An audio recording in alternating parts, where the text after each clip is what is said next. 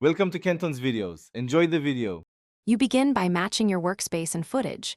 Calibrate your monitor to 6500K and choose the target color space, because accurate color depends on reliable reference.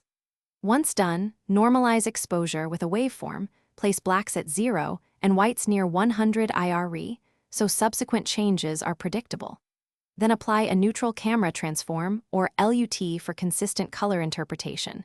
Use it as a baseline, not a finished look, and make small adjustments to avoid clipping highlights or crushing shadows.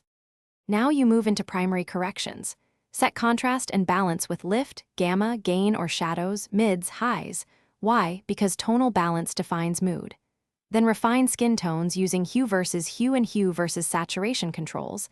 Isolate with masks and track them so adjustments stay accurate through motion. Next, sculpt the image with curves and color wheels to place highlights and deepen shadows. Throughout, consult scopes, vector scope for hue, RGB parade for balance, waveform for exposure, so you correct by measurement rather than finish by layering a creative LUT or manual filmic curve to establish the cinematic aesthetic. Adjust selective saturation and add a subtle grain layer to hide banding and unify texture. Then apply targeted sharpening and set the output transform for your delivery color space and codec, choosing a high bitrate to preserve detail. If problems arise, clipping or banding, reduce contrast, lower aggressive highlights, add a touch of noise, or use dithering. These fixes restore smooth gradients and prevent artifacts in final export.